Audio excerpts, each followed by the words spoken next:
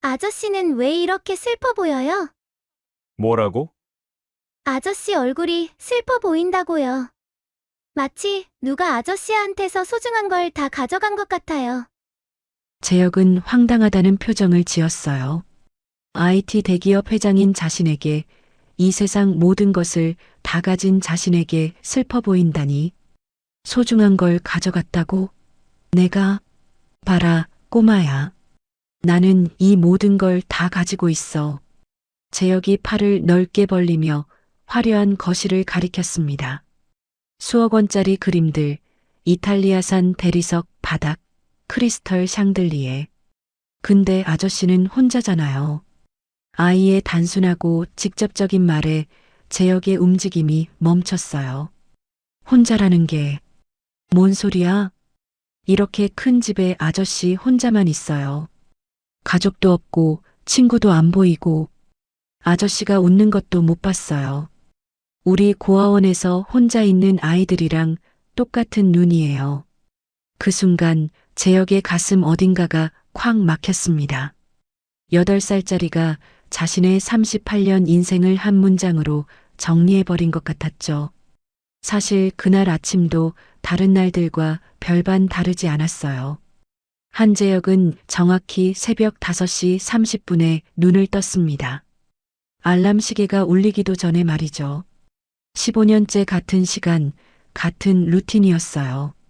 세면대 앞에서 자신의 얼굴을 바라보는 재혁의 눈빛엔 생기라곤 찾아볼 수 없었습니다. 38세, 대한민국 IT 업계의 전설이라 불리는 남자. 하지만 거울 속 그의 모습은 그저 피곤해 보이는 중년 남성일 뿐이었죠. 면도를 하면서 재혁은 어젯밤 회의에서 있었던 일을 떠올렸어요. 직원 하나가 회장님도 가끔은 쉬셔야 하는 거 아니에요? 라고 말했었죠. 그때 재혁이 뭐라고 답했는지 아세요? 쉰다는 게 뭐야? 난 이미 충분히 쉬고 있어. 하지만 정말 그랬을까요? 재혁의 손끝이 미세하게 떨리고 있었어요. 면도날을 쥔 손이 말이죠. 1층으로 내려온 재혁은 완벽하게 정돈된 주방에서 커피를 내렸습니다. 집안은 고요했어요. 너무나 조용해서 자신의 숨소리마저 크게 들릴 정도였죠. 이 집에는 총 7명의 직원이 있었어요. 정원사, 운전기사, 경비원, 그리고 청소와 빨래를 담당하는 가정부들까지. 하지만 재혁은 그들의 이름조차 제대로 기억하지 못했습니다. 그럴 필요가 없다고 생각했거든요. 직원은 직원일 뿐이야. 감정적으로 연결될 필요 없어. 이게 재혁의 철학이었어요. 사실 철학이라기보다는 자기 방어였죠. 어릴 때부터 사람들이 자신을 떠나는 걸 너무 많이 봤거든요. 부모님의 이혼, 친구들의 배신, 연인들의 변심. 그래서 재혁은 누구와도 가까워지려 하지 않았습니다. 가까워지면 상처받으니까요. 재혁은 서재에서 아침 업무를 시작했어요. 책상 위에 놓인 모니터 세대는 실시간으로 회사 상황을 보여주고 있었죠. 주가, 매출, 직원 현황까지 모든 게 숫자로 정리돼 있었어요. 숫자는 거짓말하지 않아. 재혁이 믿는 유일한 것이었습니다. 사람은 배신하고 떠나지만 숫자는 정확했거든요. 그래서 그는 모든 걸 수치로 관리했어요. 심지어 직원들의 평가까지도요. 그런데 이상했어요. 분명 모든 지표가 좋아지고 있는데 왜 이렇게 공허할까요?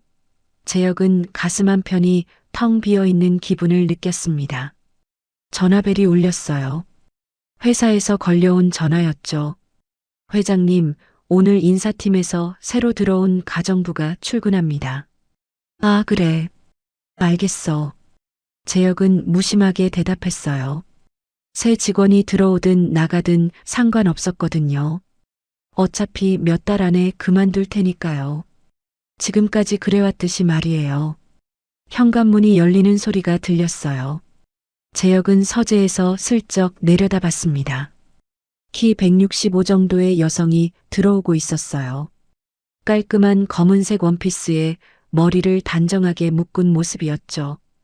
이수진이었어요. 수진은 다른 직원들과 뭔가 달랐습니다. 첫 번째로 주변을 두리번거리지 않았어요. 대부분의 신입 직원들은 이 집의 화려함에 압도당해서 한동안 멍하니 서 있곤 했거든요. 하지만 수진은 마치 이런 곳에 익숙한 것처럼 담담했죠. 두 번째로 고개를 숙이지 않았어요. 다른 직원들은 제역을 보면 고개를 푹 숙이고 인사했지만 수진은 정면을 바라보며 당당하게 서 있었어요. 제역은 이상한 기분이 들었습니다. 뭔가 자신의 영역에 예상치 못한 변수가 들어온 것 같았거든요. 제역은 1층으로 내려왔어요. 새 직원을 확인해 보려는 핑계로 말이에요. 수지는 거실 한쪽에서 먼지를 닦고 있었습니다. 당신이 새로 온 가정부?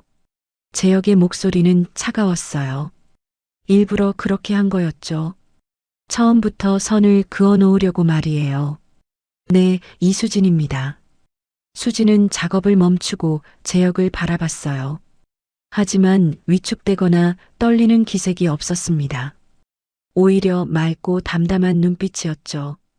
제역은 당황했어요. 보통 사람들은 자신을 보면 긴장하거나 주눅 들었거든요. 제역의 차갑고 날카로운 분위기 때문에 말이에요. 하지만 수지는 달랐습니다. 규칙은 들었을 거야. 불필요한 대화 금지, 개인 용무로 전화 금지, 그리고 제역이 말을 하던 중에 수진이 고개를 끄덕였어요. 네, 충분히 숙지했습니다. 최선을 다하겠습니다. 그런데 수진의 목소리에서 뭔가 특별한 걸 느꼈어요. 단순히 일자리를 잃지 않으려는 간절함이 아니라 진짜로 최선을 다하겠다는 의지 같은 것 말이에요. 제역의 가슴이 묘하게 두근거렸습니다. 이런 기분은 정말 오랜만이었죠. 수지는 묵묵히 자신의 일을 했어요. 다른 직원들과 잡담을 하지도 않았고 궁금한 것들을 이것저것 물어보지도 않았죠. 그저 자신에게 주어진 일을 완벽하게 해낼 뿐이었어요. 제역은 몰래 수진을 관찰했습니다. 그녀가 청소하는 모습을 보면서 이상한 안정감을 느꼈어요. 수진의 움직임에는 리듬이 있었거든요. 급하지도 않고 느리지도 않은 딱 적당한 속도로 모든 일을 처리해 나가는 모습이 보기 좋았어요. 이상하네. 왜 저 사람을 계속 보게 되지? 제역은 자신도 모르게 수진을 따라다니며 지켜보고 있었어요. 물론 들키지 않게 말이죠.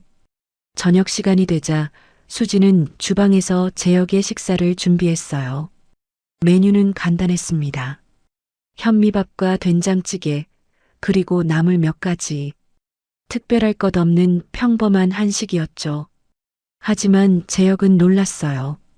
보통 다른 가정부들은 제역이 좋아할 만한 메뉴를 찾으려고 이것저것 물어보곤 했거든요. 하지만 수지는 묻지 않았어요. 그냥 자신이 생각하기에 몸에 좋은 음식을 만들어 놨죠. 대체 저 사람은 뭐지? 제역은 수진을 이해할 수 없었어요. 분명 고용인인데 고용인 같지 않았거든요. 마치 자신의 집에서 가족을 위해 요리하는 것 같은 자연스러움이 있었어요. 식사를 하는 제역의 마음은 복잡했습니다. 맛있었거든요. 정말 오랜만에 집에서 먹는 밥 같은 느낌을 받았어요. 수진이 하루 일과를 마치고 집으로 돌아갈 준비를 하고 있을 때였어요. 제역은 거실에서 와인을 마시며 수진을 지켜봤습니다. 수진은 자신의 가방을 챙기면서 주변을 한 번 더 둘러봤어요. 혹시 놓친 일이 있나 확인하는 모습이었죠. 그리고 나서 현관으로 향했어요. 수고하셨습니다. 수진이 제역에게 인사를 했어요. 정중하지만 격식에 얽매이지 않은 자연스러운 인사였죠. 제역은 대답하지 않았어요.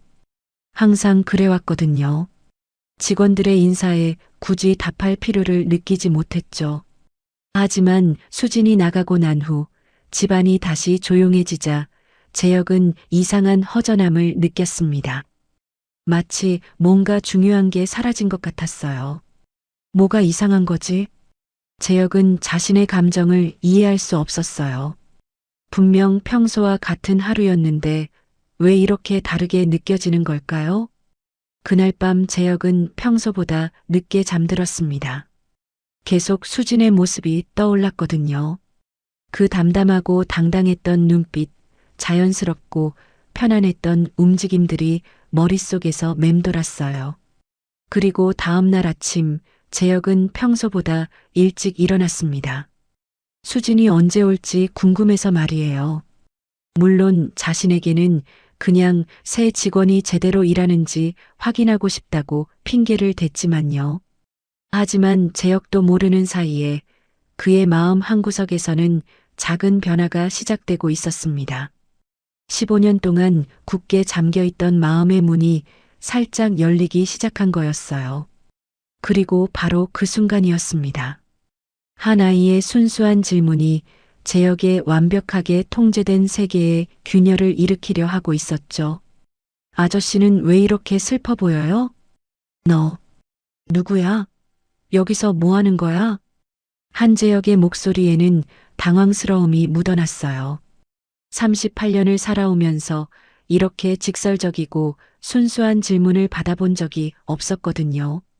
특히 자신이 슬퍼 보인다는 말은 정말 처음이었죠.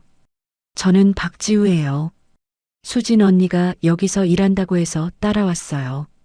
지우는 천진난만하게 웃으며 대답했습니다. 그 웃음에는 어른들이 잃어버린 무언가가 담겨 있었어요. 순수함 그리고 진심이었죠. 재혁의 손끝이 미세하게 떨렸습니다. 이 아이는 대체 어디서 나타난 걸까요? 그리고 왜 자신을 이렇게 뚫어지게 바라보는 걸까요? 사실 지우가 이 집에 오게 된 건 갑작스러운 일이었어요. 수진은 그날 아침 고아원에서 긴급 연락을 받았거든요. 수진 씨, 지우가 갑자기 열이 나서요. 병원에 데려가야 하는데 다른 아이들도 돌봐야 해서. 고아원 원장의 목소리는 다급했어요. 지우는 수진이 고아원에서 함께 살았던 아이였죠. 수진이 20살이 될 때까지 7년 동안 지우를 친동생처럼 돌봤었어요. 수진의 가슴이 철렁 내려앉았습니다. 지우가 아프다니. 수진에게 지우는 그냥 후배가 아니었어요. 친동생이자 딸이자 소중한 가족이었거든요. 지금 당장 가겠어요. 수진은 주저없이 말했어요. 하지만 문제가 있었죠. 병원에 가려면 최소 2시간은 걸렸고 그 시간 동안 지우를 혼자 둘 수는 없었어요. 병원에서 검사를 받은 지우는 다행히 심각한 건 아니었어요. 단순 감기였죠. 하지만 의사는 며칠 동안 안정을 취하라고 했어요. 언니, 저 괜찮아요. 지우는 수진의 손을 꼭 잡으며 말했어요. 하지만 얼굴이 창백했고 목소리도 평소보다 힘이 없었죠. 수진의 마음은 복잡했습니다. 지우를 다시 고아원에 보내기엔 아직 몸이 완전히 회복되지 않았어요.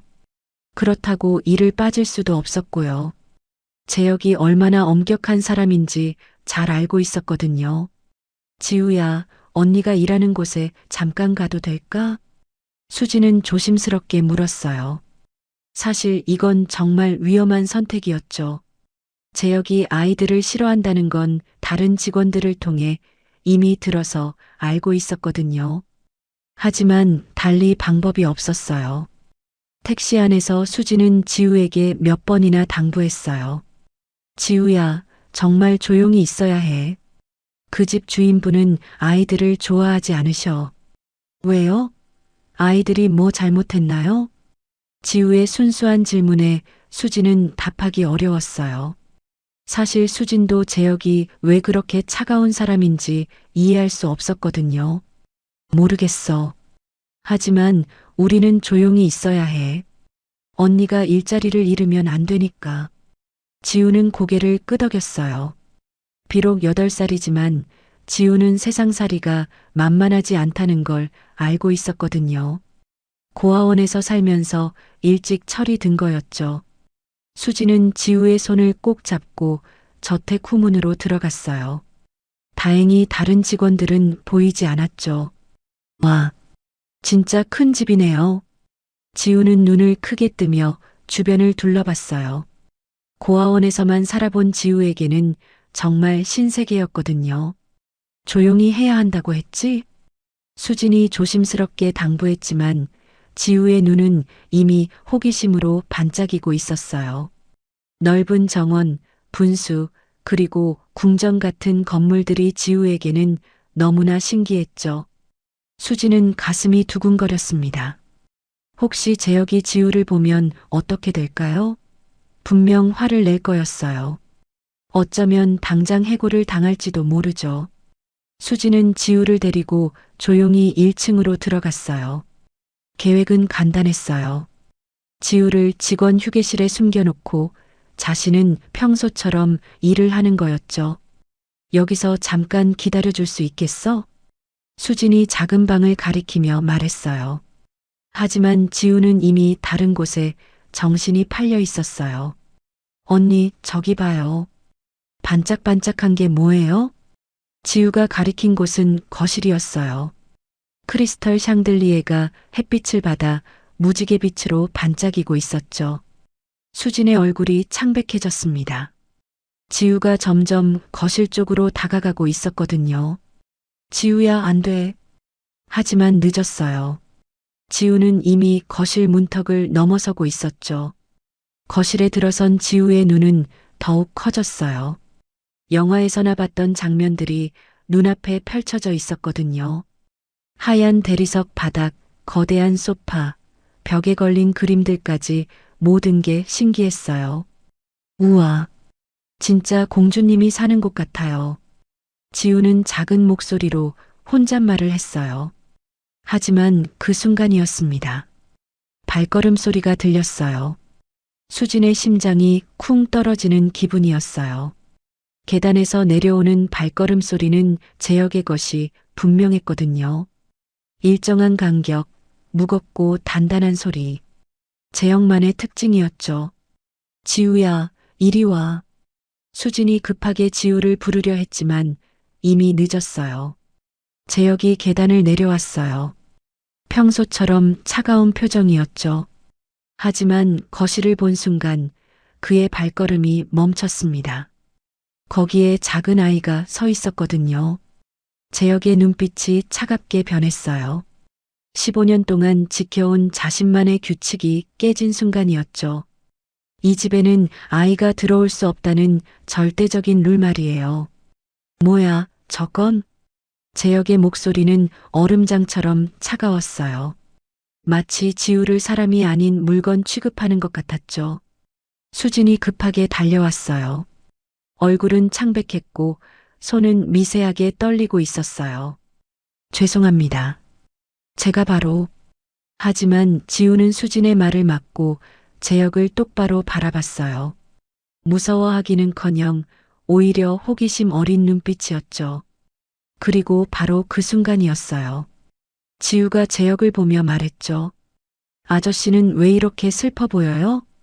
재혁의 세상이 멈춰버린 것 같았어요. 8살짜리 아이가 자신의 모든 것을 한 문장으로 정리해버린 거였죠. 수진도 깜짝 놀랐습니다. 지우가 이렇게 직설적으로 말하는 아이였나요? 평소에는 조용하고 수줍음이 많았는데 말이에요. 지우야. 수진이 급하게 지우를 제지하려 했지만 지우는 계속했어요. 아저씨 얼굴이 슬퍼 보여요. 마치 누가 아저씨한테서 소중한 걸 다 가져간 것 같아요. 재혁의 손에 들고 있던 커피컵이 미세하게 흔들렸어요. 이 순간만큼은 IT 대기업의 회장이 아니었어요. 그냥 상처받은 한 사람이었죠. 재혁의 머릿속에 오래된 기억들이 스쳐 지나갔어요. 9살 때 부모님이 이혼하던 날, 엄마가 짐을 싸며 했던 말이 떠올랐죠. 재혁아, 엄마는 이제 새로운 사람과 살아야 해. 너는 아빠랑 잘 지내야 한다. 그리고 아빠는 새로운 여자와 재혼했어요. 재혁에게는 관심도 없었죠. 15살에 기숙사로 보내졌고 그때부터 재혁은 정말로 혼자가 되었어요. 소중한 걸 가져갔다고? 재혁의 가슴 어딘가가 아려왔어요. 정말로 그럴지도 모르겠어요. 어쩌면 이 아이 말이 맞는 것 같았거든요. 소중한 걸 가져갔다고? 내가? 봐라, 꼬마야. 나는 이 모든 걸 다 가지고 있어. 재혁이 팔을 넓게 벌리며 거실을 가리켰어요. 하지만 목소리에는 확신이 부족했죠. 마치 자기 자신을 설득하려는 것 같았어요. 지우는 고개를 갸우뚱했어요. 근데 아저씨는 혼자잖아요. 그 순간 재혁의 움직임이 완전히 멈췄어요. 8살짜리가 자신의 38년 인생을 정확히 짚어낸 거였죠. 수지는 숨을 죽이고 지켜보고 있었어요. 재혁이 어떤 반응을 보일지 알 수 없었거든요. 화를 낼 수도 있고 당장 나가라고 할 수도 있었죠. 하지만 이상했어요. 재혁의 표정에서 분노보다는 당황스러움이 보였거든요. 이렇게 큰 집에 아저씨 혼자만 있어요. 가족도 없고 친구도 안 보이고. 지우는 주변을 둘러보며 말했어요. 정말로 궁금해하는 목소리였죠. 아저씨가 웃는 것도 못 봤어요. 우리 고아원에서 혼자 있는 아이들이랑 똑같은 눈이에요. 재혁의 가슴에 뭔가 뜨거운 것이 올라왔어요. 이 아이는 고아원에서 살았구나. 그럼 지우도 자신처럼 외로움을 아는 아이였네요. 수지는 더욱 긴장했어요. 지우가 너무 많은 말을 하고 있었거든요. 재혁이 언제 폭발할지 모르는 상황이었죠. 지우야. 죄송합니다. 제가 당장. 수진이 사과하려는 순간 재혁이 손을 들어 말을 막았어요. 혼자라는 게 뭔 소리야? 재혁의 목소리는 여전히 차가웠지만 뭔가 달랐어요. 화가 나서 하는 말이 아니라 정말로 이해할 수 없다는 듯한 목소리였거든요. 지우는 재혁을 더욱 자세히 바라봤어요. 마치 어른들이 이해할 수 없는 뭔가를 보는 것처럼 말이에요. 아저씨 눈이 슬퍼요. 우리 고아원에 새로 온 아이들하고 똑같아요. 처음에는 다들 난 괜찮다고 하는데 눈은 슬퍼하고 있어요. 재혁의 손끝이 떨렸습니다. 이 아이는 대체 누구일까요? 어떻게 자신의 마음을 이렇게 정확하게 꿰뚫어 보는 걸까요? 수진도 놀랐어요. 평소 조용했던 지우가 이렇게 말이 많은 아이였나요? 아니면 재혁에게서 뭔가 특별한 걸 느낀 걸까요? 재혁은 소파에 주저앉았어요. 다리에 힘이 풀린 거였죠. 38년 동안 아무도 자신에게 이런 말을 해본 사람이 없었어요. 지우는 재혁이 앉자 조금 더 가까이 다가갔어요. 무서워하기는커녕 오히려 걱정스러운 표정이었죠. 아저씨, 괜찮아요? 지우의 작은 손이 재혁의 무릎에 살짝 올려졌어요. 그 순간 재혁의 온몸에 전율이 흘렀습니다. 언제가 마지막으로 누군가의 따뜻한 손길을 느껴봤는지 기억이 나지 않았거든요. 수지는 이 상황을 어떻게 해야 할지 몰랐어요. 재혁이 화를 내는 것도 아니고 그렇다고 괜찮아 하는 것도 아니었거든요. 그냥 멍하니 지우를 바라보고 있을 뿐이었죠. 거실에는 이상한 침묵이 흘렀어요. 하지만 그 침묵은 불편하지 않았어요. 오히려 뭔가 따뜻한 느낌이었죠. 재혁은 지우를 바라봤습니다. 이 작은 아이가 자신에게 던진 질문들이 머릿속에서 맴돌았어요. 왜 이렇게 슬퍼 보여요? 혼자잖아요. 가족도 없고 친구도 안 보이고 모든 게 사실이었어요. 재혁은 정말로 혼자였고 정말로 슬펐고 정말로 외로웠어요. 하지만 그걸 인정하고 싶지 않았죠. 인정하면 너무 아플 것 같았거든요. 지우는 재혁의 표정 변화를 놓치지 않았어요.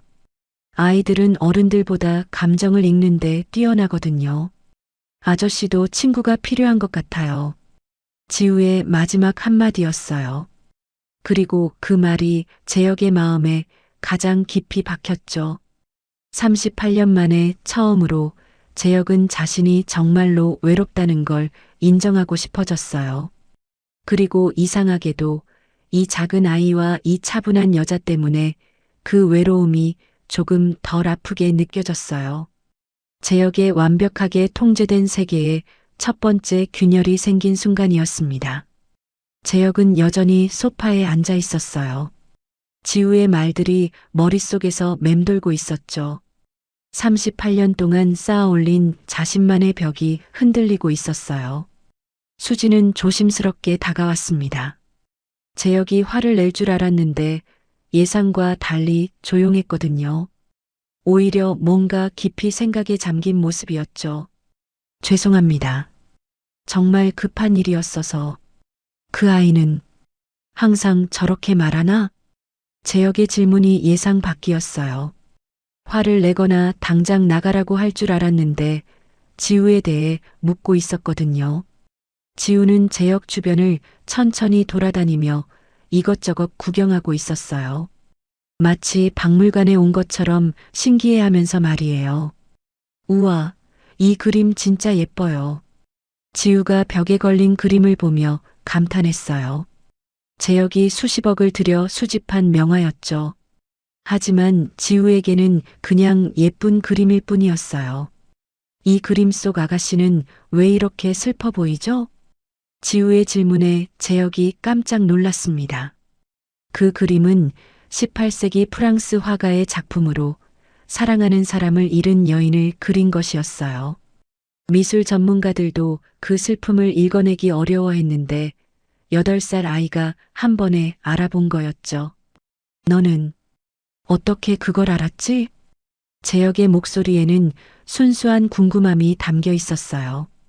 처음으로 아이에게 관심을 보이는 순간이었죠. 눈을 보면 알 수 있어요. 아저씨처럼요. 지우가 다시 재혁을 바라보며 말했어요. 그 순간 재혁의 가슴이 뜨끔했습니다. 수지는 이 상황이 믿어지지 않았어요. 냉철하기로 유명한 재혁이 아이와 대화를 하고 있다니요. 분명 몇 분 전까지만 해도 화를 낼 것 같았는데 말이에요. 지우야, 아저씨 방해하면 안 돼. 수진이 조심스럽게 말했지만 재혁이 손을 들어 말을 막았어요. 괜찮아. 재혁 자신도 놀랐어요. 왜 이 아이와 대화하고 있는지 이해할 수 없었거든요. 평소라면 벌써 나가라고 했을 텐데 말이에요.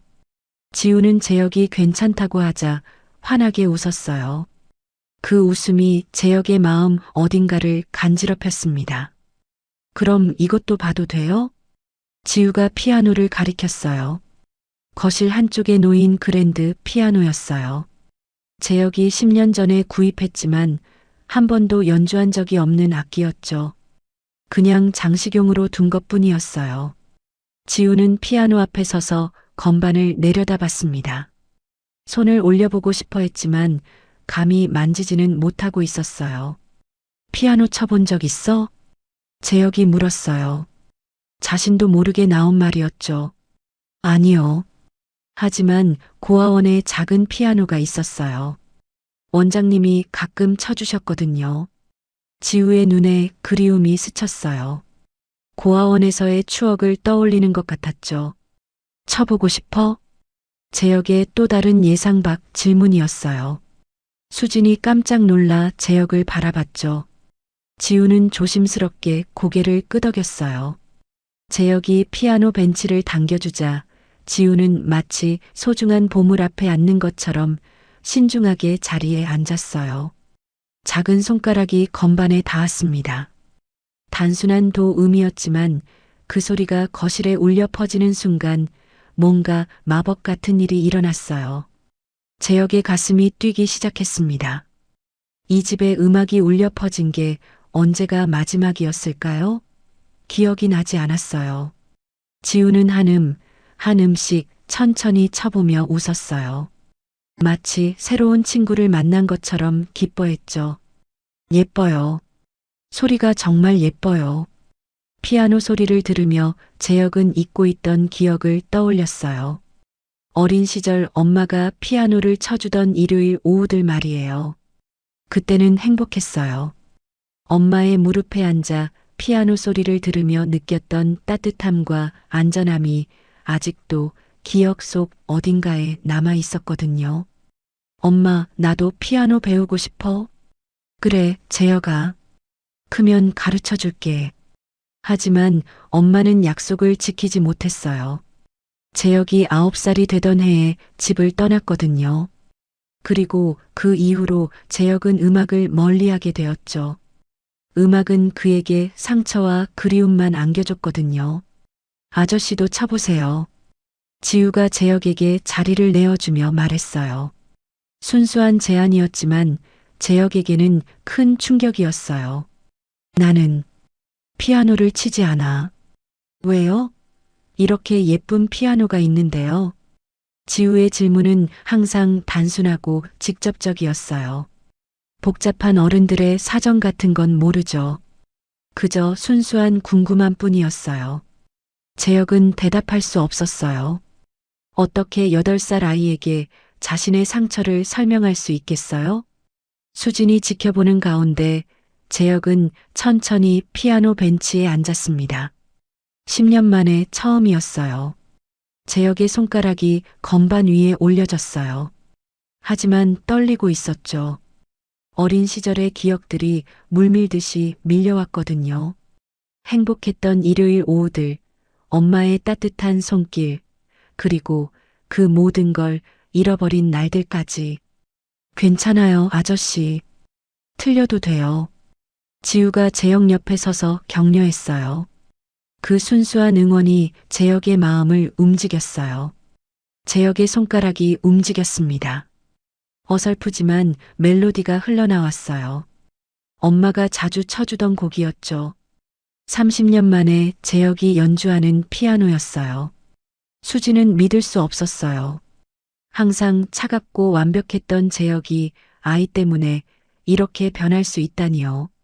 재혁의 연주는 서툴렀지만 그 안에 묻어나는 감정은 진짜였어요.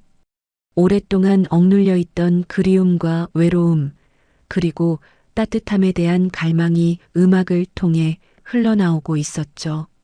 지우는 재혁의 연주를 들으며 조용히 미소 지었어요. 마치 재혁의 마음을 이해한다는 듯이 말이에요. 아저씨, 음악이 슬프면서도 예뻐요. 지우의 말에 재혁의 연주가 잠시 멈췄어요. 슬프다고? 네. 하지만 슬픈 게 나쁜 건 아니에요. 슬픔도 예쁠 수 있거든요. 지우의 말은 단순했지만 깊었어요. 재혁은 평생 슬픔을 숨기려고만 했는데 이 아이는 슬픔도 아름다울 수 있다고 말하고 있었어요. 고아원에서 친구들이 울면 저는 옆에 앉아 있어줘요. 혼자 우는 것보다 같이 있으면 덜 슬프거든요.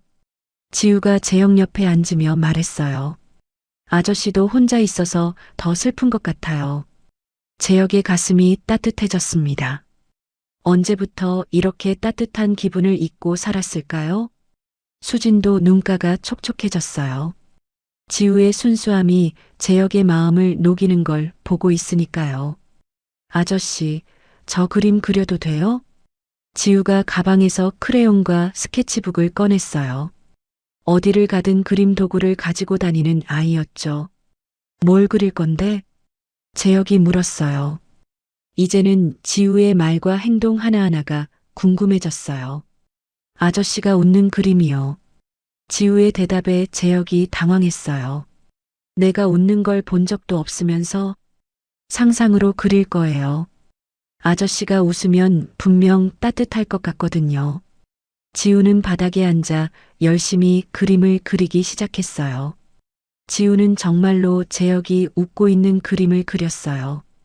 크레용으로 그린 투박한 그림이었지만 그 안에는 아이만이 가질 수 있는 순수함이 담겨 있었어요.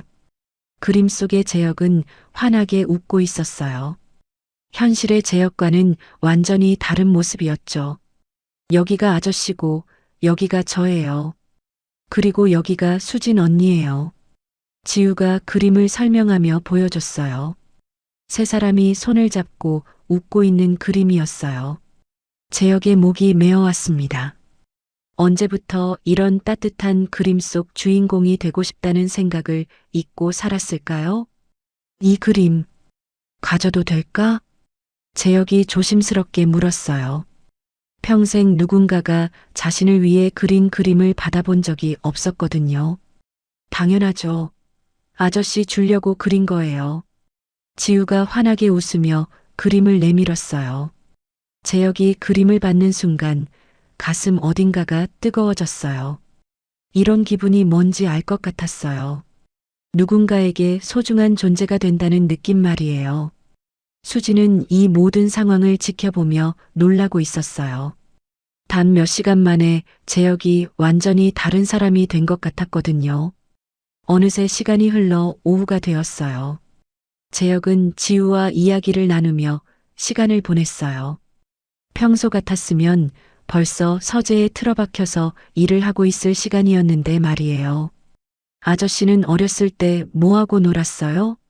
지우의 질문에 재혁은 잠시 생각했어요. 어린 시절에 정말로 즐거웠던 기억이 있었나요? 잘 기억이 안 나네.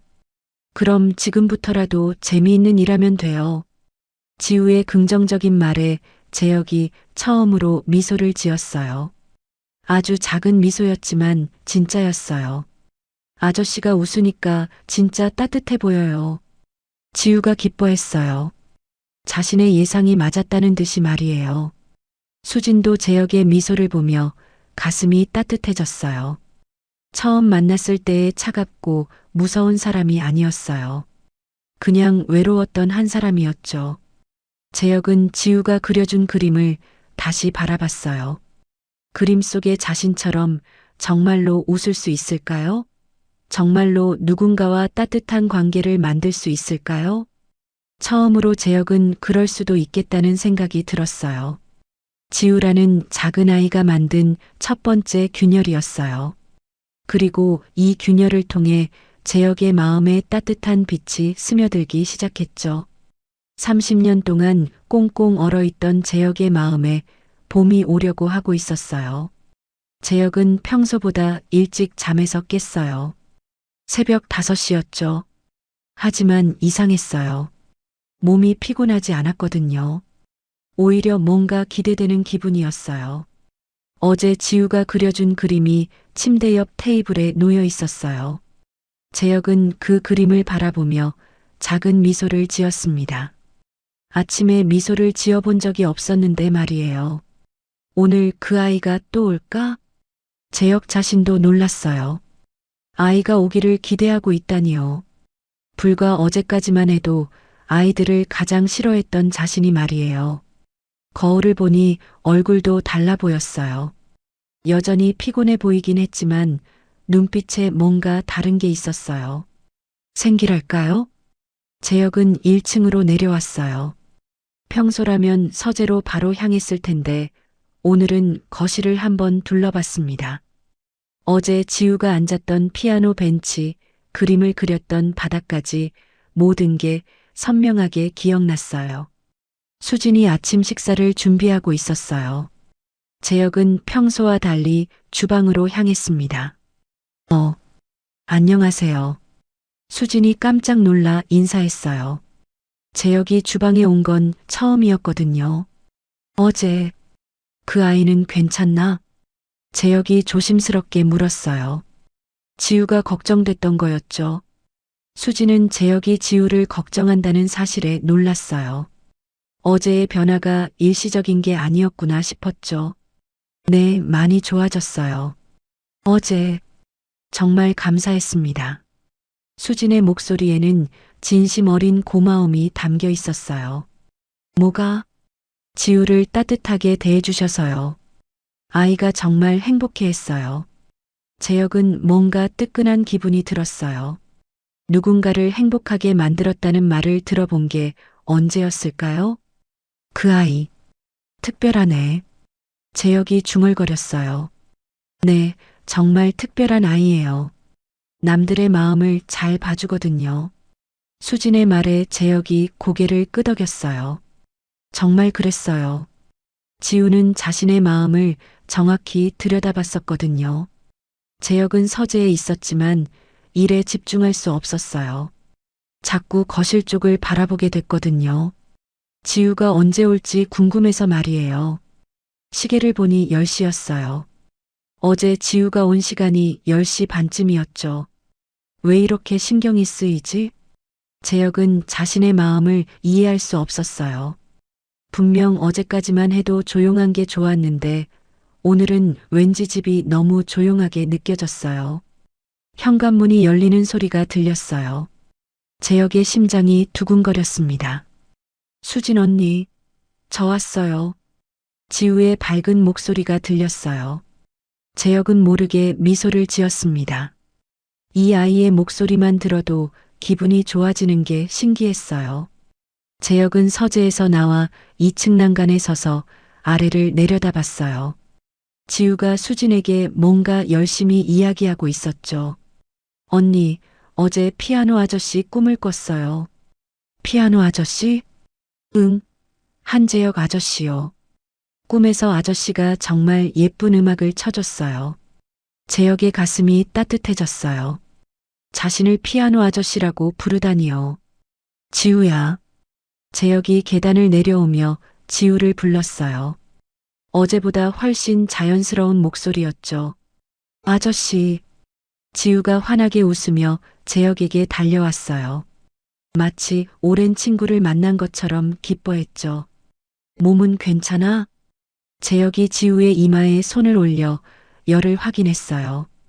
자연스러운 행동이었지만 재혁 자신도 놀랐어요. 언제부터 이렇게 자연스럽게 아이를 돌보게 된 걸까요? 네, 완전히 좋아졌어요. 오늘도 피아노 쳐도 돼요? 지우의 기대 어린 눈빛에 재혁은 고개를 끄덕였어요. 재혁은 지우와 이야기하면서도 수진을 의식하고 있었어요. 어제는 지우에게만 집중했는데 오늘은 수진의 모습도 눈에 들어왔거든요. 수진이 지우를 바라보는 눈빛에는 진짜 사랑이 담겨 있었어요. 친동생을 보는 것 같기도 하고 딸을 보는 것 같기도 했죠. 저 사람은 대체 누구일까? 재혁의 호기심이 생겼어요. 수진에 대해 더 알고 싶어졌거든요. 어떤 사람이길래 저렇게 아이를 사랑할 수 있을까요? 수진 씨. 재혁이 수진을 불렀어요. 네. 수진이 조심스럽게 대답했어요. 지우랑은 어떤 관계인가요? 재혁의 질문에 수진이 잠시 망설였어요. 어떻게 설명해야 할까요? 저희는 고아원에서 함께 살았어요. 제가 지우보다 12살 많아서 언니 역할을 했죠. 고아원? 재혁이 다시 물었어요. 수진도 지우처럼 부모가 없었던 거였나요? 네. 저는 갓난아기 때 고아원에 맡겨졌어요. 그리고 지우는 5살 때 왔고요. 수진의 목소리에는 슬픔보다는 담담함이 있었어요. 이미 받아들인 자신의 삶이었거든요. 재혁의 가슴이 뭉클해졌어요. 수진도 자신처럼 어린 시절부터 혼자였구나. 하지만 수진은 지우라는 가족을 만들었네요. 힘들었겠어요. 재혁이 진심으로 말했어요. 아니에요. 지우가 있어서 행복했어요. 지우 때문에 제가 더 단단해질 수 있었거든요. 수진의 말에 재혁이 놀랐어요. 힘든 상황을 행복으로 바꿔서 말하다니요. 이런 긍정적인 사람을 본 적이 없었어요. 지우는 두 사람의 대화를 듣고 있다가 재혁에게 다가왔어요. 아저씨도 외로웠죠? 지우의 질문에 재혁이 고개를 끄덕였어요. 처음으로 자신의 외로움을 인정하는 순간이었죠. 그럼 이제 우리가 아저씨 친구가 될게요. 지우가 환하게 웃으며 말했어요. 친구? 네. 저랑 수진 언니가 아저씨 친구요. 그럼 아저씨도 외롭지 않을 거예요. 재혁의 목이 메어왔어요. 38년을 살면서 진짜 친구가 있었나요? 비즈니스 관계는 있었지만 진심으로 자신을 걱정해주는 사람은 없었어요. 수진도 지우의 말에 미소를 지었어요.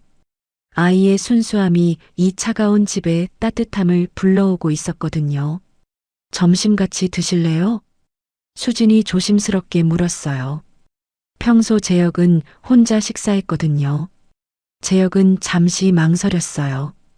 다른 사람과 함께 식사를 한 게 언제였을까요? 좋아요. 재혁의 대답에 지우가 손뼉을 치며 기뻐했어요. 와, 함께 밥 먹어요. 식탁에 셋이 앉았어요. 재혁에게는 정말 오랜만의 경험이었죠. 혼자 먹던 차가운 식사가 아니라 함께 나누는 따뜻한 식사였어요. 지우야, 뭐가 제일 맛있어? 재혁이 물었어요.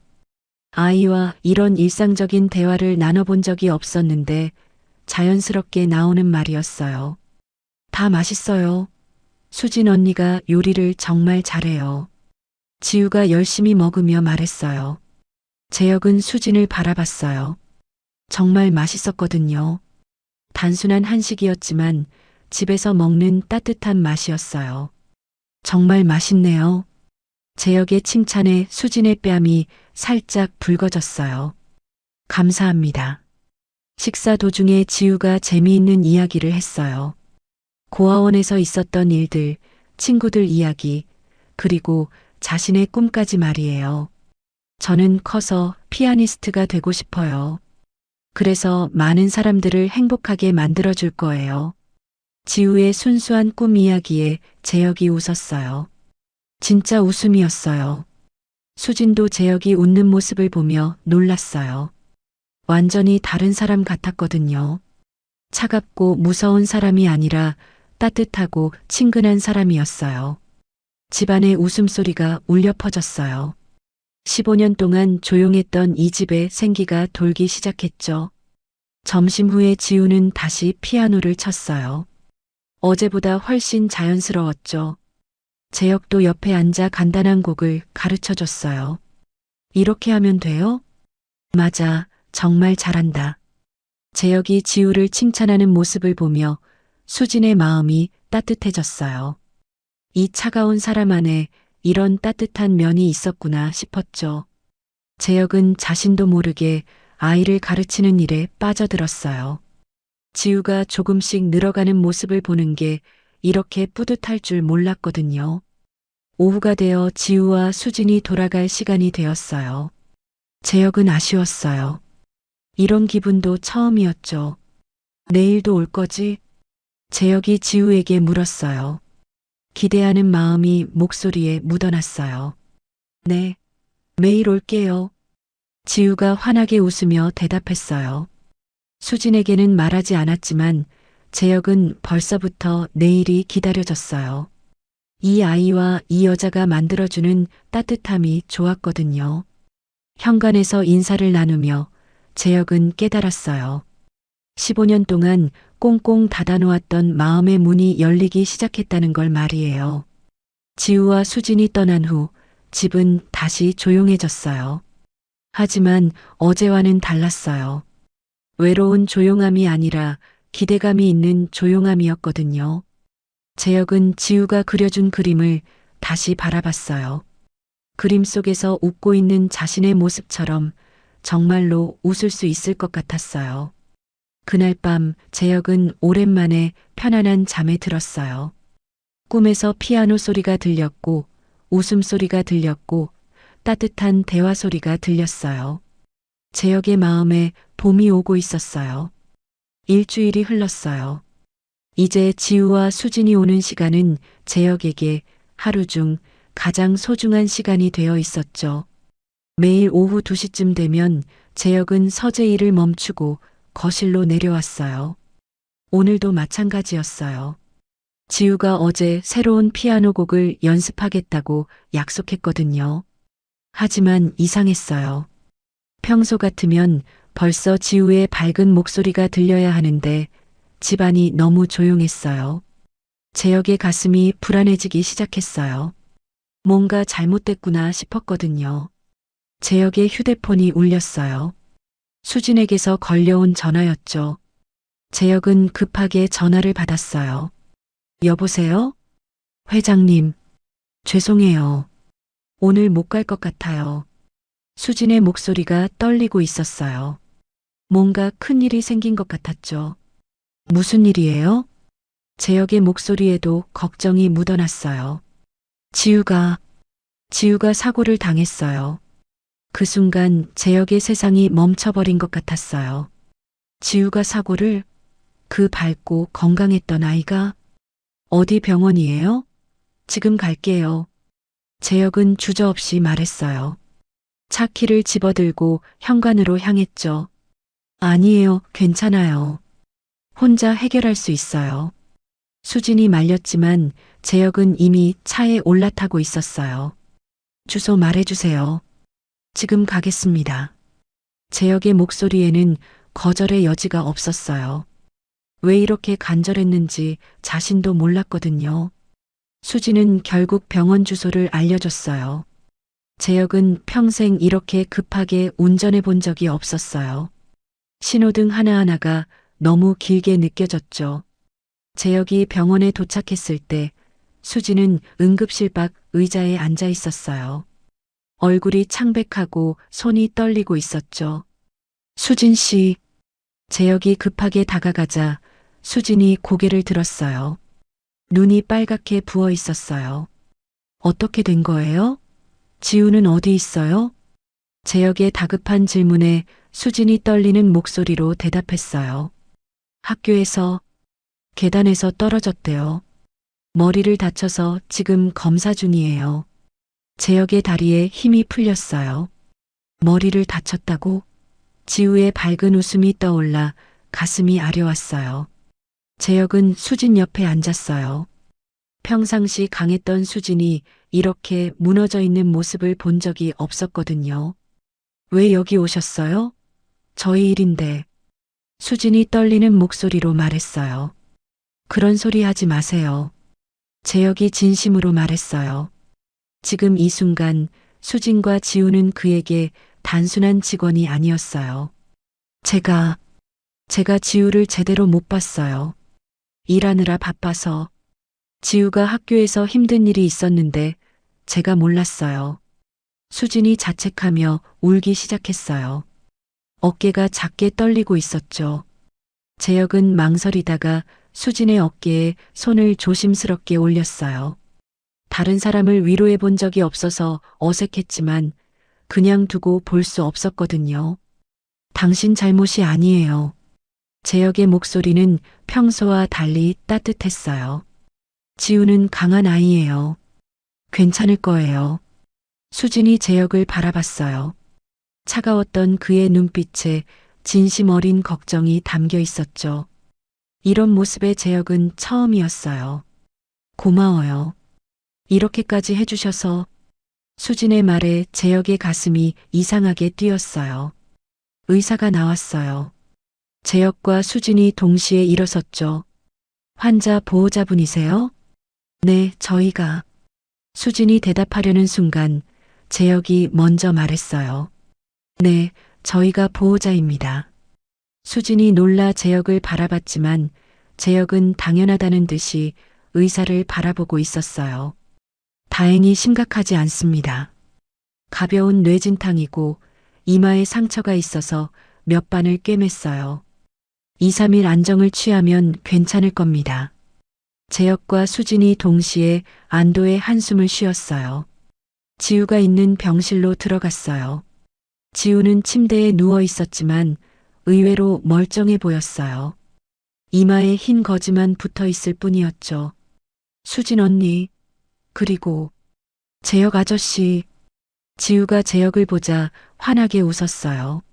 아픈 것도 있고 기뻐하는 모습이었죠. 재혁의 눈가가 촉촉해졌어요. 이 아이를 잃을 뻔했다는 생각에 가슴이 아려왔거든요. 많이 아파? 재혁이 지우의 손을 잡으며 물었어요. 목소리가 떨리고 있었어요. 아니요, 전혀 안 아파요. 근데 아저씨 목소리가 왜 이상해요? 지우의 순수한 질문에 재혁이 작게 웃었어요. 무서웠어. 너한테 무슨 일 생길까봐. 재혁의 솔직한 고백에 지우가 깜짝 놀랐어요. 아저씨가 저를 걱정해줬어요? 응. 너 없으면 집이 너무 심심해. 재혁의 말에 지우가 싱긋 웃었어요. 그럼 저 빨리 나와서 아저씨한테 갈게요. 수지는 이 대화를 들으며 놀라고 있었어요. 재혁이 지우를 이렇게 아끼고 있었구나 싶었죠. 병원에서 나오는 길, 재혁은 수진에게 말했어요. 지우 회복할 때까지 우리 집에서 지내세요. 예. 수진이 깜짝 놀라 재혁을 바라봤어요. 혼자서 지우 돌보기 힘들 거 아니에요. 우리 집이 더 조용하고 넓으니까 회복하기 좋을 거예요. 재혁의 제안은 진심이었어요. 지우가 아픈 동안 제대로 돌봐주고 싶었거든요. 하지만 폐가 되잖아요. 폐가 아니에요. 재혁이 잠시 망설이다가 말했어요. 지우는 저에게 소중한 사람이에요. 차 안에서 지우는 뒷좌석에서 잠들어 있었어요. 약 때문에 졸린 거였죠. 재혁은 백미러로 지우를 계속 확인했어요. 정말 감사해요. 수진이 조용히 말했어요. 뭐가요? 이렇게까지 신경 써주셔서요. 재혁은 잠시 침묵했어요. 왜 이렇게 하고 있는지 자신도 잘 모르겠었거든요. 저도 지우가 없으면 어떨지 생각해 보니까 무서웠어요. 수진이 재혁을 바라봤어요. 이런 솔직한 모습도 처음이었죠. 집에 도착해서 재혁은 지우를 조심스럽게 안아서 침실로 데려갔어요. 가장 햇빛이 잘 드는 방이었죠. 여기서 푹 쉬어. 재혁이 지우에게 이불을 덮어주는 모습을 보며 수지는 이상한 기분이 들었어요. 이런 자상한 모습이 있었구나 싶었죠. 지우는 아직 졸려했지만 재혁을 붙잡았어요. 아저씨, 곁에 있어줘요. 응, 여기 있을게. 재혁이 침대 옆 의자에 앉았어요. 그날 밤 재혁은 지우 곁을 떠나지 않았어요. 밤새 지우의 상태를 확인했고 아이가 깰 때마다 물을 떠다 줬어요. 수진도 함께 지우를 돌봤어요. 재혁과 수진이 번갈아 가며 아이를 돌보는 모습에서 묘한 안정감이 느껴졌어요. 새벽 3시쯤 잠시 휴식을 취하러 거실로 나온 두 사람이 소파에 나란히 앉았어요. 지우 때문에 밤새 고생하시네요. 수진이 미안한 마음으로 말했어요. 고생이 아니에요. 재혁이 진심으로 대답했어요. 수진 씨는 어떻게 지우를 이렇게 사랑하게 되었어요? 재혁이 궁금해서 물었어요. 지우가 고아원에 왔을 때 정말 작았어요. 5살이었는데 너무 무서워하고 울기만 했죠. 그런 지우를 보니까 예전 제 모습 같았어요. 수진의 목소리에 따뜻함이 묻어났어요. 그래서 지우 곁에 있어주고 싶었어요. 혼자라는 게 얼마나 무서운지 아니까요. 재혁은 수진의 말을 들으며 가슴이 뭉클해졌어요. 이 사람은 자신의 상처를 남을 사랑하는 힘으로 바꾼 거였네요. 당신은 정말 강한 사람이네요. 재혁의 진심 어린 말에 수진의 뺨이 살짝 붉어졌어요. 다음 날 아침 지우의 상태가 많이 좋아졌어요. 재혁과 수진은 안도의 웃음을 지었죠. 지우가 세수를 하러 간 사이 재혁과 수진이 거실에 앉아 있었어요. 어제 정말 고마웠어요. 수진이 말했어요. 저도 고마웠어요. 네. 당신과 지우 덕분에 제가 누군가를 이렇게 걱정할 수 있다는 걸 알았어요. 재혁의 솔직한 말에 수진의 심장이 조금 빨라졌어요. 전에는 이런 마음이 뭔지 몰랐거든요. 누군가가 아프면 함께 아프고 누군가가 웃으면 함께 웃고 싶어지는 마음 말이에요. 재혁이 수진을 바라보며 말했어요. 그 시선에 뭔가 다른 것이 담겨 있었어요. 수진도 재혁을 바라봤어요. 언제부터 이 차가웠던 사람이 이렇게 따뜻해 보이기 시작한 걸까요? 두 사람 사이에 새로운 감정이 싹트기 시작하고 있었어요. 아직은 모호하고 조심스러웠지만 분명히 뭔가가 시작되고 있었죠. 지우의 사고라는 운명적 사건을 통해 재혁과 수진은 서로를 다른 시각으로 바라보기 시작했어요. 지우의 사고 이후 일주일이 지났어요. 지우는 완전히 회복했지만 재혁과 수진 사이에는 뭔가 달라진 분위기가 흘렀어요. 재혁은 서재에서 일을 하고 있었지만 집중이 안 됐어요. 자꾸 수진의 모습이 떠올랐거든요. 병원에서 무너져 울던 모습, 밤새 지우를 돌보던 헌신적인 모습들이 계속 머릿속을 맴돌았어요. 왜 자꾸 생각나지? 재혁은 자신의 마음을 이해할 수 없었어요. 분명 지우 때문에 시작된 변화였는데 어느새 수진에게도 특별한 감정을 느끼고 있었거든요. 거실에서 들려오는 지우의 웃음소리와 수진의 목소리가 재혁의 마음을 더욱 흔들었어요. 수진은 지우와 함께 퍼즐을 맞추고 있었어요. 지우가 머리 다친 후 너무 격렬한 활동은 피하라고 의사가 말했거든요. 언니, 이 조각 어디에 맞을까요? 지우가 퍼즐 조각을 들고 물었어요. 하늘 부분 같은데? 여기 맞춰볼까? 수진이 지우를 도와주는 모습은 자연스럽고 따뜻했어요. 하지만 수진의 마음은 복잡했어요. 재혁에 대한 감정이 자꾸 떠올랐거든요. 회장님이 그때 왜 그렇게 걱정해 주셨을까? 병원에서 재혁이 자신을 위로해 주던 따뜻한 손길이 아직도 기억났어요. 재혁이 물을 마시러 부엌으로 향하다가 거실을 지나게 됐어요. 수진과 지우가 퍼즐을 맞추는 모습이 눈에 들어왔죠. 아저씨. 지우가 재혁을 보자 환하게 웃으며 손을 흔들었어요. 뭐하고 있어? 재혁이 다가오며 물었어요. 예전보다 훨씬 자연스러운 목소리였죠. 퍼즐이요. 수진 언니랑 같이 하고 있어요. 아저씨도 같이 할래요? 지우의 제안에 재혁이 잠시 망설였어요. 수진과 함께 있는 시간이 왠지 부담스러웠거든요. 하지만 거절할 수가 없었어요. 잠깐만 도와줄게. 재혁이 바닥에 앉자 세 사람이 둘러앉게 됐어요. 재혁과 수진 사이에는 묘한 긴장감이 흘렀어요. 이 조각은 여기 맞는 것 같은데요. 수진이 조심스럽게 말하며 퍼즐 조각을 가리켰어요. 맞네요. 잘 찾으셨어요. 재혁이 대답하며 수진을 바라봤어요. 그 순간 두 사람의 눈이 마주쳤죠. 수진이 얼굴을 붉히며 고개를 돌렸어요. 지우는 두 사람의 이상한 분위기를 느꼈어요. 아이들은 이런 걸 잘 알아차리거든요. 아저씨랑 언니가 왜 이상해요? 얼굴이 빨개졌어요. 지우의 직설적인 말에 재혁과 수진이 더욱 당황했어요. 그냥 더워서 그래. 수진이 핑계를 대며 일어났어요. 차 준비하겠습니다. 수진이 급하게 부엌으로 향했어요. 혼자만의 시간이 필요했거든요. 재혁은 수진이 사라진 자리를 바라보며 이상한 아쉬움을 느꼈어요. 왜 이렇게 그녀가 없으니까 허전할까요? 아저씨, 수진 언니 좋아해요? 지우의 또 다른 폭탄 발언이었어요.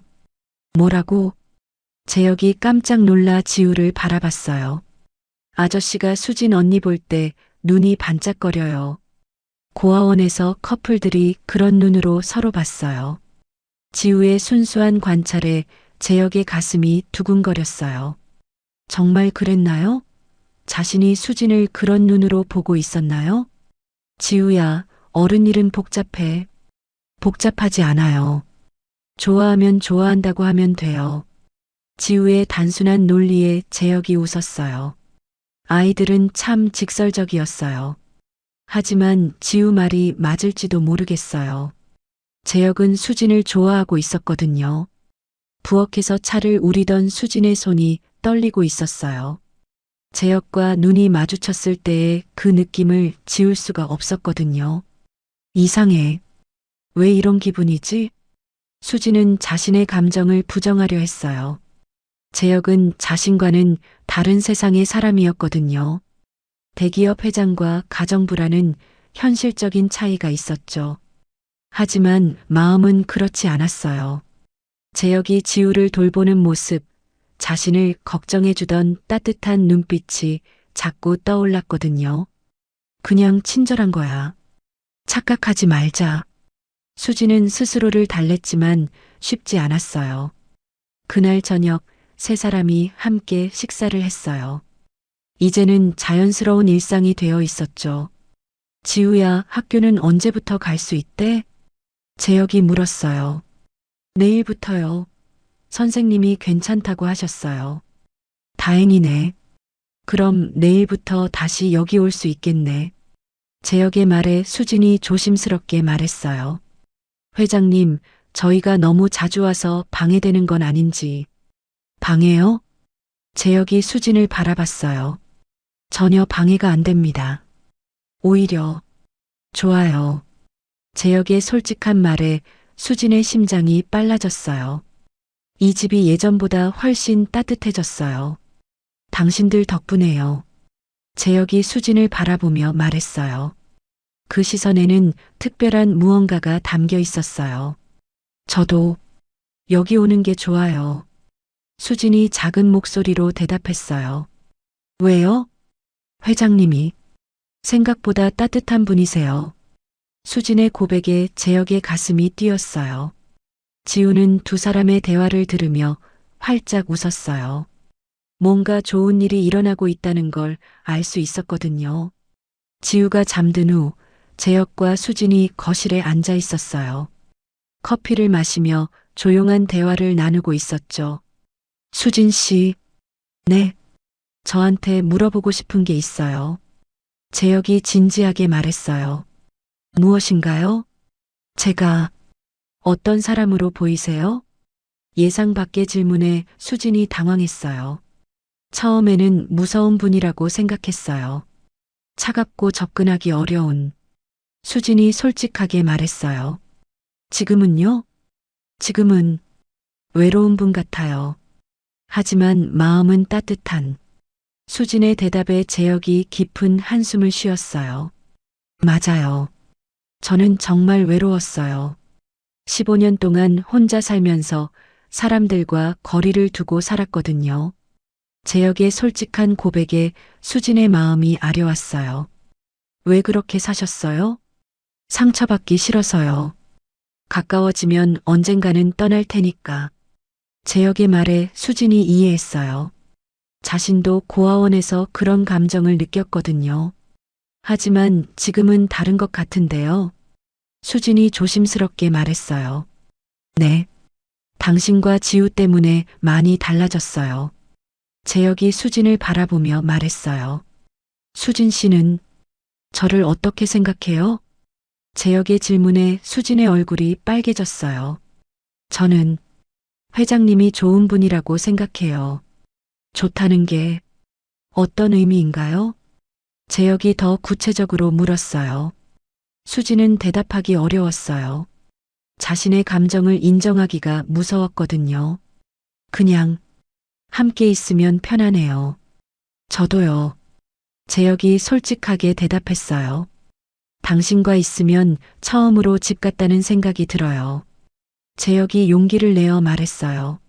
수진 씨, 저는 당신을 좋아합니다. 그 말이 나오자마자 거실에 침묵이 흘렀어요. 수진의 심장이 크게 뛰었어요. 기다리고 있던 말이었지만 막상 들으니 믿어지지 않았어요. 회장님, 진심이에요. 처음에는 지우 때문이라고 생각했는데 그게 아니었어요. 당신 자체를 좋아하게 되었어요. 재혁의 진심 어린 고백에 수진의 눈가가 촉촉해졌어요. 저도 회장님을 좋아해요. 수진도 용기를 내어 고백했어요. 하지만 두 사람 모두 현실을 무시할 수 없었어요. 그런데 저희가 이래도 될까요? 수진이 걱정스럽게 물었어요. 무엇 때문에요? 저는 그냥 가정부고 회장님은 너무 다른 세상 분이잖아요. 수진의 걱정에 재혁이 고개를 저었어요. 그런 건 중요하지 않아요. 제게는 당신이 어떤 사람인지가 중요해요. 하지만 사람들이 뭐라고 할까요? 상관없어요. 제 인생이니까요. 재혁의 단호한 말에 수진이 놀랐어요. 시간을 좀 주세요. 수진이 조심스럽게 말했어요. 지우도 있고 갑작스럽게 변하는 게 좋을지 모르겠어요. 재혁은 수진의 마음을 이해했어요. 물론이에요. 천천히 하면 돼요. 재혁이 수진의 손을 살짝 잡았어요. 하지만 제 마음은 확실해요. 당신과 지우, 그리고 우리 셋이 함께하는 삶을 원해요. 수진의 마음도 확실해졌어요. 이 따뜻하고 진실한 사람과 함께하고 싶었거든요. 저도 그런 삶을 꿈꿔봅니다. 수진의 대답에 재혁이 환하게 웃었어요. 두 사람은 서로의 마음을 확인했어요. 아직 조심스럽고 어색했지만 분명한 사랑이 시작되고 있었어요. 거실에는 따뜻한 침묵이 흘렀어요. 두 사람 모두 행복했어요. 마침내 진짜 사랑을 찾은 것 같았거든요. 위층에서 지우가 잠결에 미소를 지었어요. 마치 두 사람의 행복을 느끼는 것처럼 말이에요. 드디어 이 차가웠던 집에 진짜 사랑이 찾아왔어요. 재혁과 수진이 서로의 마음을 확인한 후 2주일이 지났어요. 두 사람은 조심스럽게 관계를 발전시켜가고 있었죠. 하지만 세상은 그리 호락호락하지 않았어요. 재혁의 회사에서 임원회의가 열리고 있었어요. 안건은 다름 아닌 재혁의 사생활에 관한 것이었죠. 회장님, 요즘 댁에 출입하는 여성에 대한 소문이 돌고 있습니다. 전무이사가 조심스럽게 말을 꺼냈어요. 재혁의 표정이 차갑게 굳었습니다. 벌써 소문이 퍼진 거였나요? 무슨 소문 말입니까? 가정부와 특별한 관계라는, 그리고 그 여자에게 아이가 있다는. 언론에서도 관심을 보이기 시작했습니다. 자칫하면 회사 이미지에 타격이. 상무이사가 걱정스러운 목소리로 덧붙였어요. 재혁의 손이 주먹을 꽉 쥐었어요. 자신의 사생활이 이렇게 간섭받는 게 싫었거든요. 제 사생활이 회사와 무슨 상관입니까? 회장님도 아시잖습니까? 재벌가의 사생활은 주가에 영향을 미치죠. 더군다나 상대방이. 전무의 말에 재혁이 화를 냈어요. 더 이상 말하지 마십시오. 이런 식으로 간섭받을 일이 아닙니다. 하지만 임원들의 압박은 계속됐어요. 혹시 결혼까지 생각하고 계신다면 신중하게 고려해 보시길. 집에 돌아온 재혁의 얼굴은 어두웠어요. 회사에서 있었던 일이 계속 머릿속을 맴돌았거든요. 거실에서는 지우가 피아노를 치고 있었고 수진이 옆에서 듣고 있었어요. 평소라면 이 광경이 재혁을 행복하게 만들었을 텐데 오늘은 달랐어요. 아저씨. 지우가 재혁을 보자 환하게 웃으며 인사했어요. 안녕, 지우야. 재혁이 대답했지만 목소리에 평소의 따뜻함이 없었어요. 수진이 재혁의 표정을 보고 걱정스러워했어요. 회장님, 무슨 일 있으셨나요? 아니에요. 그냥 피곤해서요. 재혁이 수진의 질문을 대충 넘겼어요. 회사에서 있었던 일을 말하고 싶지 않았거든요. 지우야, 오늘은 일찍 들어가는 게 좋겠어. 재혁의 말에 지우가 아쉬워했어요. 왜요? 아직 일찍인데요. 아저씨가 피곤하시니까 오늘은 일찍 가자. 수진이 지우를 달래며 말했어요. 재혁의 표정이 평소와 달랐다는 걸 알 수 있었거든요. 재혁은 서재로 올라가 버렸어요. 수진과 지우는 당황스러워했죠. 그날 밤 수진은 잠을 이룰 수 없었어요. 재혁의 변한 모습이 계속 신경 쓰였거든요. 무슨 일이 있었을까? 내가 뭔가 잘못했나? 수진은 온갖 생각을 다 했어요. 혹시 자신과의 관계 때문에 재혁이 어려움을 겪고 있는 건 아닐까요? 역시 우리는 다른 세상 사람이야. 수진의 마음에 불안이 스며들기 시작했어요. 다음 날도 재혁은 차가웠어요. 평소처럼 지우와 대화하지도 않았고 수진과는 눈도 마주치지 않으려 했어요. 언니, 아저씨가 왜 이상해졌어요? 지우가 수진에게 물었어요. 아이의 직감은 정확했어요. 모르겠어. 무슨 일이 있으신가 봐. 우리가 뭔가 잘못했나요? 지우의 순수한 질문에 수진의 마음이 아려왔어요. 아이까지 불안해하고 있었거든요. 아니야, 지우 잘못 없어. 어른들 일이 복잡한 거야. 하지만 수진 자신도 확신이 없었어요. 정말 자신들 때문에 재혁이 어려움을 겪고 있는 것 같았거든요. 재혁은 서재에서 혼자 고민하고 있었어요. 회사 임원들의 말이 계속 떠올랐거든요. 정말 수진과 지우 때문에 회사에 피해가 갈까? 재혁은 자신의 감정과 현실 사이에서 갈등하고 있었어요. 수진과 지우를 사랑하는 마음은 변함없었지만 그들 때문에 어려움이 생길까봐 걱정됐거든요. 차라리 거리를 두는 게 나을까? 재혁의 과거 트라우마가 다시 고개를 들기 시작했어요.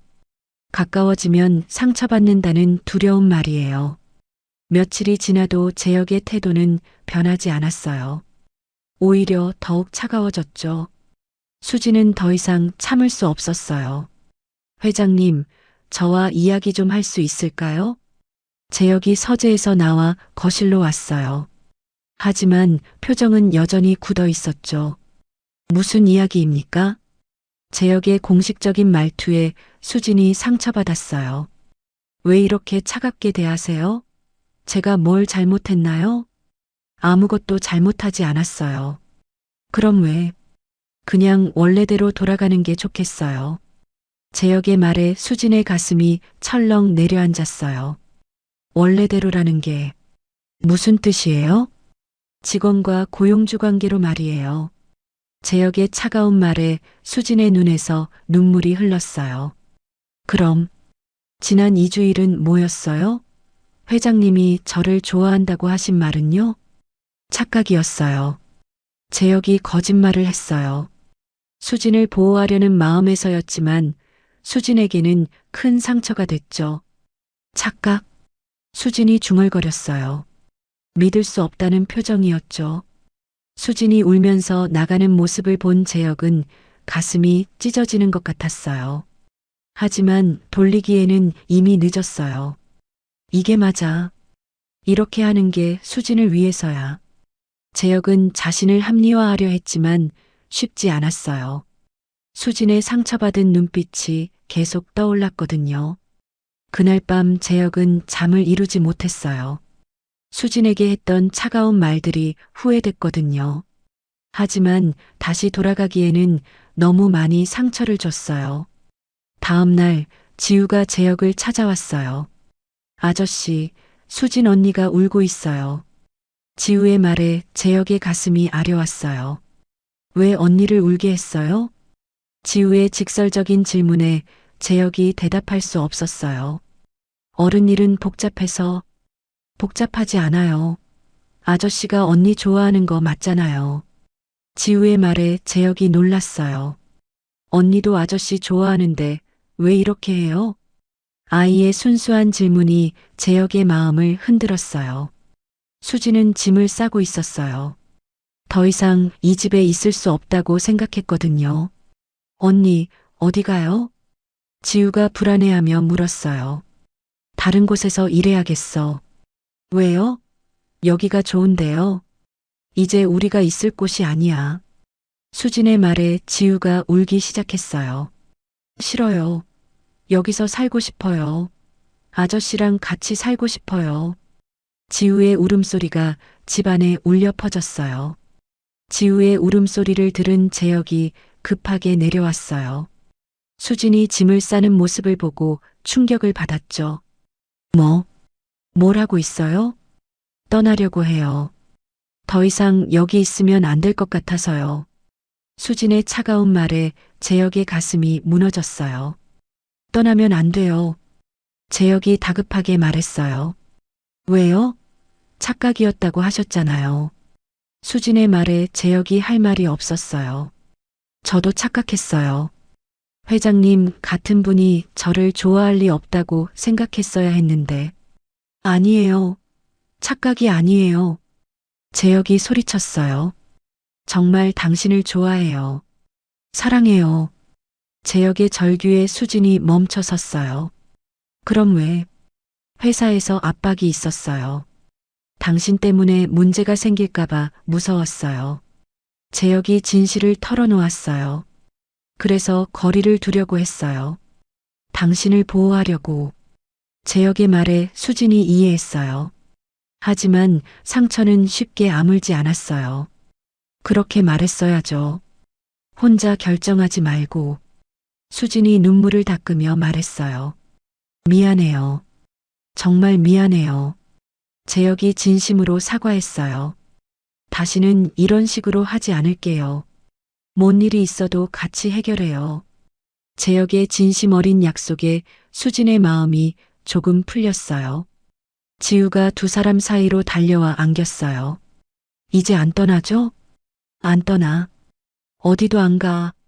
수진이 지우를 안으며 말했어요. 재혁도 두 사람을 안았어요. 다시는 이런 일이 없도록 하겠다고 마음먹으며 말이에요. 시련은 있었지만 세 사람의 유대는 더욱 단단해졌어요. 이제 어떤 어려움이 와도 함께 헤쳐나갈 수 있을 것 같았어요. 시련을 겪은 후 며칠이 지났어요. 재혁과 수진 사이의 오해는 풀렸지만 아직 완전히 예전 같지는 않았어요. 서로 조심스러워하고 있었거든요. 지우는 두 사람 사이에 미묘한 분위기를 느끼고 있었어요. 아이들은 이런 걸 민감하게 알아차리죠. 아저씨, 언니랑 왜 아직도 어색해요? 지우가 재혁에게 직접 물었어요. 재혁은 대답하기 어려웠어요. 수진에게 상처를 준 죄책감 때문에 어떻게 접근해야 할지 몰랐거든요. 지우야, 어른들은 때로 실수를 해서 시간이 필요해. 그럼 사과하면 되잖아요? 지우의 단순한 논리에 재혁이 웃었어요. 한편 수진도 복잡한 마음이었어요. 재혁의 진심은 이해했지만 받았던 상처가 쉽게 사라지지 않았어요. 회장님이 나를 보호하려고 했다는 건 알겠어.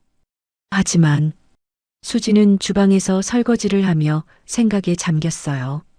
재혁이 자신과의 관계 때문에 어려움을 겪고 있다는 게 부담스러웠거든요. 내가 회장님께 짐이 되고 있는 건 아닐까? 그때 재혁이 주방으로 들어왔어요. 수진 씨, 잠깐 이야기할 수 있을까요? 재혁과 수진이 거실에 마주 앉았어요. 지우는 자신의 방에서 그림을 그리고 있었죠. 먼저, 다시 한번 사과하고 싶어요. 재혁이 진심으로 말했어요. 제가 혼자서 한 결정으로 상처 줬어요. 정말 미안해요. 회장님의 마음은 이해해요. 하지만 수진이 망설이다가 말했어요. 저 때문에 회장님이 어려움을 겪으시는 게 맞다면 정말 거리를 두는 게 나을 수도 있어요. 재혁이 깜짝 놀랐어요. 무슨 말씀이에요? 회사 사람들이 뭐라고 하셨다면 분명 저희 때문에 문제가 생기는 거 아니에요? 수진의 걱정에 재혁이 고개를 저었어요. 그런 건 제가 해결할 문제예요. 당신이 걱정할 일이 아니에요.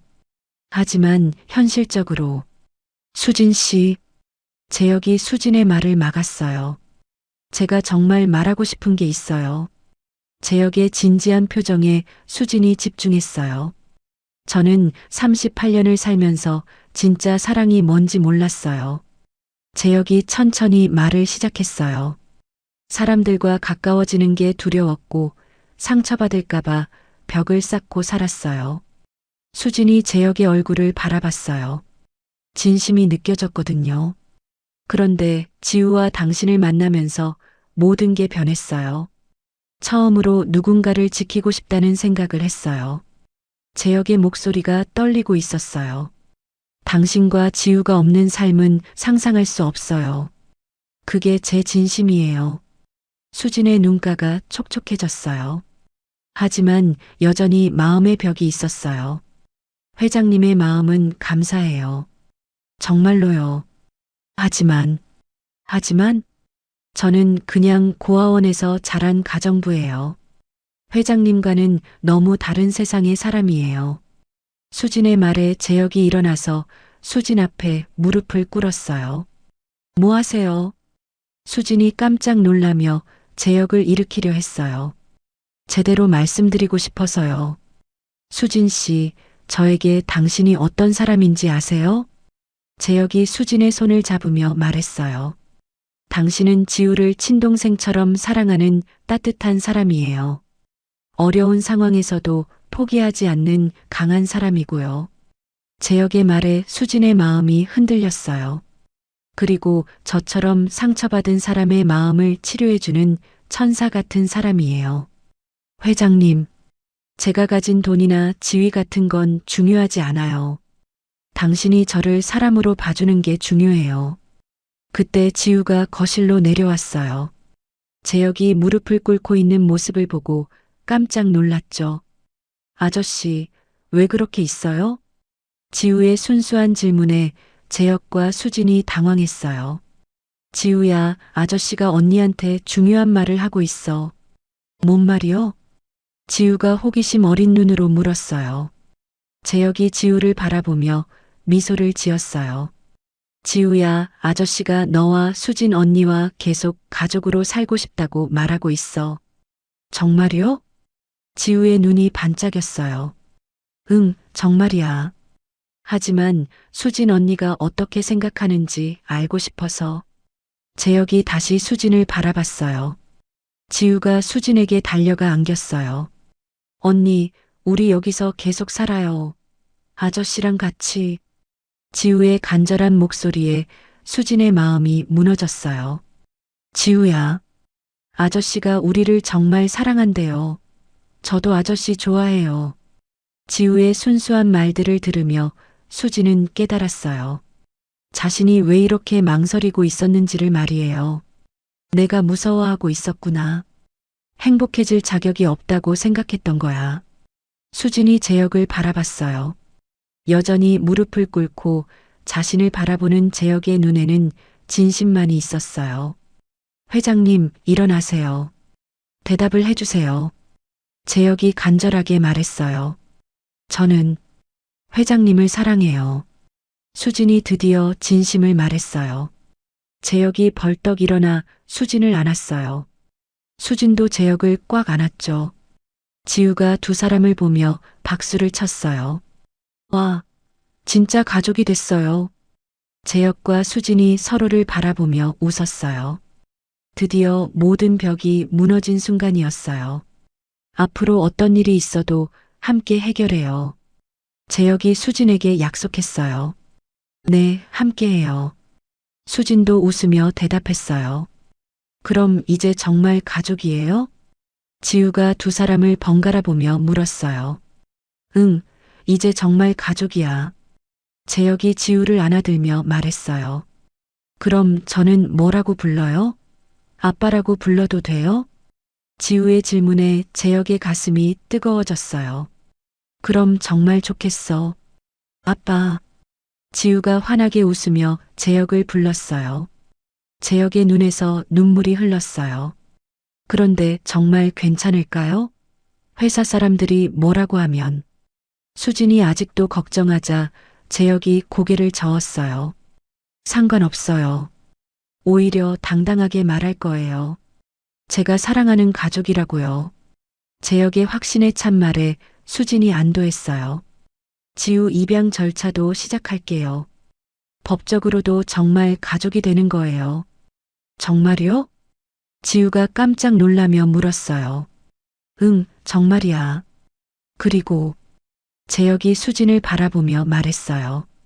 수진 씨와 결혼도 하고 싶어요. 재혁의 갑작스러운 프로포즈에 수진이 놀랐어요. 지금 프로포즈 하시는 거예요? 아직 반지도 없고 제대로 준비하지 못했지만.